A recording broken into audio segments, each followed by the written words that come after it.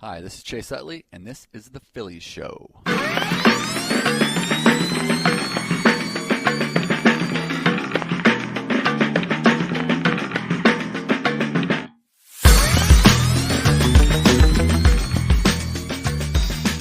everybody. Welcome to the Phillies Show. Ruben Navarro Jr., Jim Salisbury, Todd Zolecki. It is post-trade deadline, so we wanted to get together. I'm at the ballpark. Jim's at the ballpark. Ruben's at home. He was at the ballpark earlier. Could have been a really nice night for the Phillies. They make a couple trades. They had a nice lead against the Yankees. It was a packed house. It was loud. Austin Hayes, who they picked up on Friday, hits a 3-run bomb in the second inning, right over the flower beds. Jim, you said it the other day. He's going to love the flower beds in left field, and sure enough, man, he dropped one right over the flower beds in left field. But then they ran into Jazz Chisholm, and the bullpen couldn't hold it, so they lose Tuesday night. They've lost 10 out of their last 14. Kind of crazy, but they get some reinforcements coming. They've had some reinforcements. Carlos Estévez pitched tonight. They get Tanner Banks from the White Sox. What do we think of this trade deadline, guys, overall? Dave Dombrowski spoke a little while ago. Of course, he likes what they've done, but what's your first reaction to what the Phillies did? I think, to me, it's not like sexy. Certainly not as sexy as I think maybe a lot of fans wanted, because I think so much attention is paid to the trade deadline and people want big headlines. But I still think it was a positive. I think it has a chance to be a real positive. You can't judge a trade overnight. It takes time. I mean, people were up in arms that Hayes hadn't done anything in his first couple of days in a Phillies uniform. He had a great game tonight, 4 RBIs, a big catch in left field. So it takes time to evaluate a trade. I look at what they've done in the bullpen. They shipped out 2 guys. They brought in 2 guys. Mm-hmm. I think it's a rather significant makeover with a chance to be a legitimate upgrade. And they added a right-handed bat in the outfield. So I think they accomplished a lot of their goals. But I'm going to just stick with what I've been saying all along. This thing is going to be won or lost. I mean, they're going to win. They're going to get to where they want to go with the existing core. The Harpers, the Real Mutos, the Turners, Schwarbers, Bohm, Wheeler, Nola, those guys. The group that helped them build what is now the best record in the National League, they now only have a share of the best record in baseball because Cleveland has caught up to them. But the unit that has built, the 7.5 game lead in the National League East here on the cusp of August is what's going to take them where they want to go. I think these additions that they've made at the trade deadline certainly can help, and I believe they will help. So all in all, I look at it as a positive trade deadline, even though I don't think they had that earth shaker. I think they had a pretty good one, but time will ultimately tell. I mean, like you said, Jim, it wasn't sexy, but it was functional. I think that they addressed the needs that they needed to address. They wanted to get a right-handed bat to add, a potential thump, versus left-handers. And I think Hayes is actually a pretty darn good player. He's been a good player for quite some time, just wasn't playing very much for Baltimore, as we've talked about before. And he did have a nice game today. I was happy for him and happy for Dave Dombrowski and the ball club because, you want to try to see immediate results. Estévez threw well, had a 1-2-3 inning. That was a good positive sign to get his feet wet, so to speak. And I really do believe that he's probably the biggest piece that they got as far as what they really needed. I mean, they needed to bolster that bullpen because Alvarado has been leaking oil a little bit. Obviously, Soto was not pitching all that well or consistently, and I think it was a little addition by subtraction by getting him, by moving him. And I think they did a nice job of sort of shifting some of the chairs on the deck. Now, I do believe that just like Jim said, there's only one way that this team continues to have the kind of season that they're hoping to have, and that's with the big boys at the top of the order doing what they need to do to make this team go. Now, one of the things that they did extremely well during the course of the first part of the season, 2 things that they did well, where they scored early and they continue to score. They're not doing that. They scored early. Tonight was a perfect night, typical night. Scored early, first 3 runs in the first or so in the first couple of innings, and then they sort of stopped stop the flow. And the guys in that middle of that lineup, the first part of the lineup, they just really need to produce. Yeah. Good day by Hayes. Good day by JT Real Muto. That was a good thing to see because JT had been really struggling also. Alec Boehm hit a ball in the screws today. Could have won the game. Unfortunately, it was snagged in center field by Grisham. But he hasn't had a whole lot of RBIs lately. It's kind of astounding that he's only had 3 or 4 RBIs in the last maybe 20 games. So these are all things that will straighten themselves out at some point. Will they be hitting and driving in runs and situationally hitting to the rate that they were prior to this, 40-game slide? I don't know. I know it'll be better. I don't know if it'll be at the same rate as they were before. But, I mean, again, we talk about it a lot, the back of the baseball card. These guys are much better players than this. They're in a collective funk. You have Bryce Harper not swinging the bat well and Trey Turner not swinging the bat. They're MVP-type talents, and they are not swinging the bats well enough to carry this team as they should. And when that starts happening, they'll start playing much better baseball. I think Bryce is 1 for 25 or something like that over the past week. Trey Turner, everybody wants to know, are they frustrated? Are they mad? Are they frustrated? And Trey Turner was asked after the game tonight, team meeting. Do you believe in team meetings? Listen, team meetings are for when players are just dogging it, not trying hard, and the lack of effort isn't there, and the focus isn't there. We're trying, there's efforts there, the focus is there. We're just not playing really well right now, and they think they're going to get out of it. But you guys talked about the lack of the sexy move.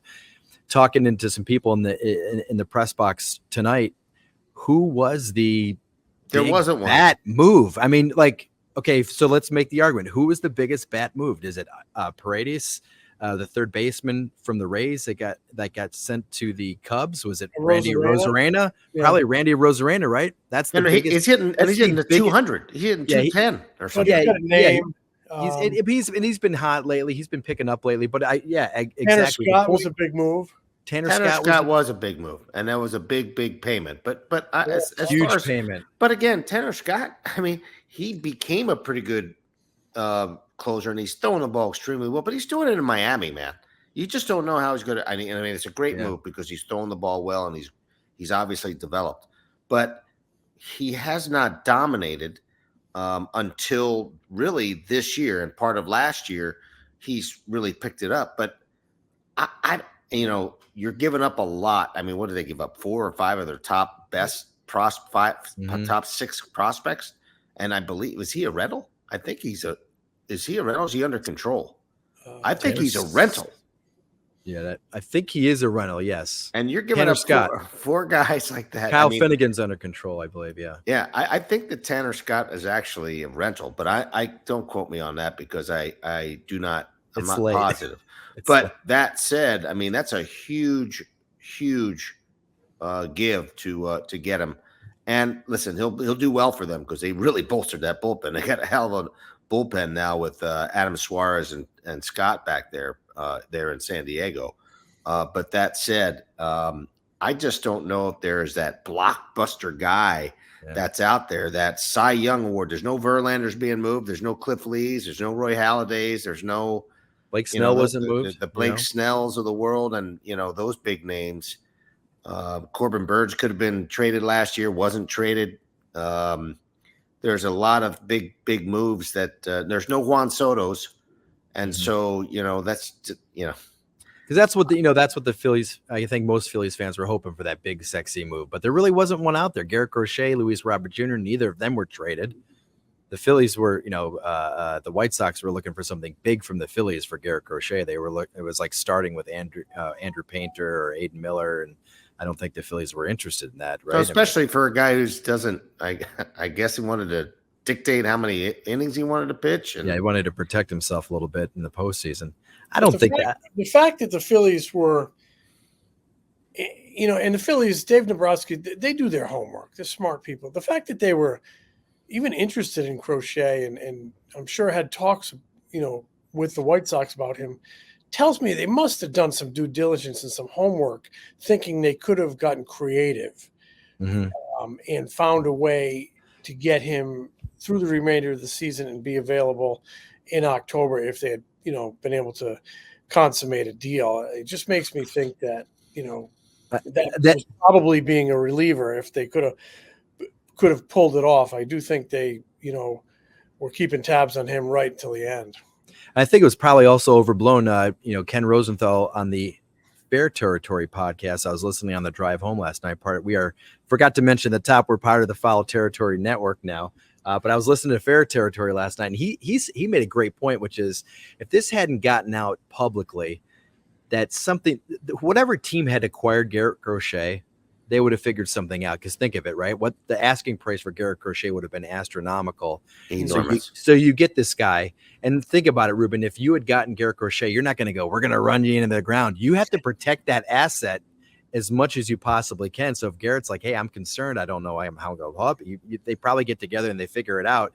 So you take care of the guy so he can pitch in the postseason. So the next 2 years. And the next 2 years. So I feel like if the Phillies had traded for him, if they, they would have been able to figure it out. But, the asking price they felt was too steep. Yeah, I got to believe it was just absolutely enormous. I mean, the Guardians picked up a starter from the Giants who basically is hurt. Yeah. He's coming off the IL. Yeah. I mean, Alex Cobb. I mean, there wasn't a whole ton of guys moved. I know Flaherty ended up moving to the Dodgers. But that to me is not necessarily a blockbuster. Now he's had a kind of a bounce back year, but you just don't. I just don't see those as blockbuster moves. Right. I mean, even like Rosenthal wrote tonight that I think the Yankees were in on Flaherty and they had some questions about his medical, so they kind of backed out of that. So that kind of tells you something there as well. What did you guys think about this? I thought this was kind of the most interesting thing about the trade today.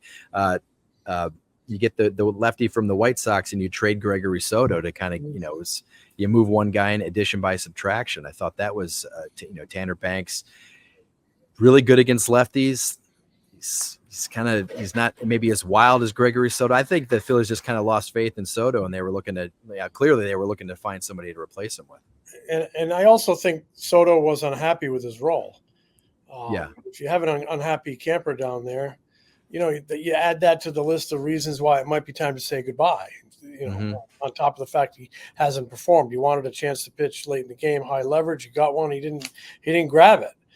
He got it recently. He just didn't grab it when Alvarado was having his little mix up there. So, it seems like maybe addition by subtraction. The Orioles now are teaming with former Phillies in that bullpen: Kimbrel, Soto, Seranthony. So we'll see what happens down there. And we'll see if that comes back to bite them a little bit, because neither one of those guys for me are trust guys like they once were at some point in their careers. And as of late now, the bullpen is awfully volatile, and I guess they're hoping that that those guys can bounce back and gain the confidence that they need to have success in the back end. But maybe the change of scenery for them will work out. Who knows? But the Phillies have to operate in their own system. Okay, if the guys aren't doing their job on their club, then I get it. Then you got to move them on. And if they're not buying into what, especially in Soto's case, they're not buying into the role, which is be ready to pitch whenever for Rob Thompson, then maybe he's not the right guy to be there. And we'll see what happens with the next guy. I see Banks as kind of the third lefty in this pen behind Strahm and Alvarado. It's really imperative that Strahm and Alvarado turn it around and start pitching like the Strahm and Alvarado we saw, earlier in the season, and we've seen, at other points, last year. I mean, Strahm, I know it's tough. He's facing that lineup. He walked 2 and then gives up a bomb tonight to Jazz Chisholm, who has 4 of them in 2 games against the Phillies. And one of the things that's bothered me is, when you lose leads, it's because you give free passes. We've talked about this. You cannot walk people out of the bullpen. I don't care how good they are, especially when you have the lead. Make them hit you into the lead. Make them beat you with their bats, not with the walks. Strahm is a guy that typically goes right after guys. I know he didn't get a couple of calls against him. Had a couple of calls against him with Aaron Judge hitting, but you just can't walk people out of the bullpen. It doesn't matter whether it's Barry Bonds or whether it's Eric Volpe or whatever the case may be, you need to make sure you throw strikes and make him beat you with the bat rather than allowing rallies to start with walks. Yeah, that seems to be the point of frustration for Rob Thompson regarding the team. And should be. He's like, they just got to get back and start pounding the strike zone again. Strom and Strike. You're right, Ruben. Like Strom is just he hasn't walked anybody all year really. He's just been throwing strike after strike after strike, and then today it comes back to bite him. Todd, how loud was that ballpark tonight? It was like playoff action. It was a great atmosphere. It really was a great game. Just the back and forth. Yeah. You've got Jazz Chisholm, who Phillies fans know all too well. He was rumored to be, a potential candidate for the Phillies, even though I didn't believe that for a second. And then he hits 2 home runs tonight and just crushes them. So great. What base? What's that? He's played well at third base. He's really well at third base. He's played very well at third base. Yeah. He's got some flair to him, so he's going around the bases. He's doing his moves. It's irritating the Phillies fans. The Yankees fans are like, oh my gosh, this is the greatest pickup ever. And the atmosphere was absolutely tremendous. And, you had Rojas scoring on that short wild pitch. You had Mark Leiter. Mark Leiter starts today. Mark Leiter Jr., old friend, played with the Phillies, good guy from out by the Jersey Shore. He starts today in Cincinnati with the Cubs. He's traded to the Yankees, where his father used to pitch. He apparently got a flight into Philadelphia. He's in the ball game in extra innings, and he pitches out of trouble. It was a very entertaining game. It really was. How about the ground ball that Harper hit up the first baseline that clanged off to LeMahieu's glove right into Gleyber Torres' glove to end that inning? That would have been that was a game changer. One of the weird things about the trade deadline, guys, which I just kind of realized, Gregory Soto had his son at the ballpark today. So what a weird moment that must have been for him. Like they call him in. They usually call you into the manager's office, I guess, tell you you've been traded, and he's got to go out and tell his son, all right, let's pack up and go. We got to get down. We got to get down to Baltimore. Yeah. Yeah. So, a lot of people forget about who was affected by all this. It's not really just the players. It's the families. It's the wives. It's the parents. There's a lot of people who are affected by the moves that are made, and you tend to forget that there's a whole village out there. The village helped him get to the big leagues, get to the place where he was, and then that village has to kind of move and be displaced, and that's a tough thing. But that's part of the business of the game. It's been like that for many, many years, and it's just unfortunate that his son happened to be there at the ballpark. Yeah. That's a tough one. But hey, he'll finds new life. He goes to a very, very good ball club in Baltimore. That's a club that should be has very good chance of going to the World Series. One of the best ball clubs in baseball, and so we'll see what happens for him. They picked up Zach Eflin. I thought that was a good pickup for them. It's interesting that you said that. I think that they do have some real issues in the bullpen. I'm surprised that they didn't make a really heavy run at Tanner Scott. With all the talent that they've had, they probably could have done like a 1-for-1. I don't know if they wanted to give up, Holiday for him, but they probably could have done a 1-for-1 for Tanner Scott to get it done. It's a steep price, but the San Diego Padres, they have a lot of talent. But Baltimore's got one of the deeper talent pools. I was just surprised that they didn't make a heavier run because they really do need bullpen help. And I'm wondering if at all, and I would assume that he'll start off in the rotation, if they think that Zach Eflin can pitch in the bullpen. Because he did do it for the Phillies in that World Series run they made, and he ended up pitching quite well. I think he was closing towards the end. He and Suarez were closing games. The wild card series he closed out in St. Louis. Right? Didn't he pitch the ninth inning? Yeah. Right. So out when they clinched and the clincher in Houston, right? Right. When Nola pitched great that night. Yeah. I don't know if that's going to happen, but he has the ability to do that. I'm not sure if that's the plan for them, but it was obvious that they wanted to make some runs at some starters, but they need some bullpen help there. I think I was surprised that they didn't try to really land a closer because I think that bullpen could leak a little oil. Yeah, but it was, they got Estévez now. He's going to close for the Phillies. So they get that. I think that'll kind of settle some things in perhaps, but get Hoffman and Strom and Kirkring, and who am I missing? Banks. Yeah, you got Banks now. Banks. There's too many Tanners and Tylers. I saw somebody too put many this on Tanners. Twitter. Too many Tanners, Tylers, Taylors. You can't get them all straight. Again, I do like the depth. I do like the depth that's been created now in that bullpen. I know it's you had 2 in and 2 out, but I really do believe in the 2 guys that they got. I don't know Banks as well, but I really like Estévez, and I think he's going to be an excellent addition, and I think he's going to give Rob Thompson another option in the 9th inning. Well, we will be back. I don't know when we'll be back. Ruben, you're going on the West Coast, baby. I'm going to Seattle. Yep. I'll meet you on the West Coast. So we got the Phillies have their series finale Wednesday afternoon against the Yankees. They got to win tomorrow to avoid the sweep. Hunter Pence, who was on the show earlier this week, is throwing out the first pitch. Maybe he can bring some good game. Let's go eat some magic mojo to the ballpark tomorrow. If you haven't listened to that episode, that just came out Tuesday. That was a lot of fun. We had a lot of fun talking to Hunter Pence. So check that one out. Yeah, so we'll be back. We don't know when we'll be back. West Coast times are difficult. and tonight we had, Tuesday night trade deadline, 12-inning game. Afternoon game on Wednesday, and it is currently 11:42 p.m. in the East. That's why we're trying. Sleep fast, boys. Sleep fast, and Todd, Ruben, I will smell you guys later. Smell you, Jim. Smell you guys.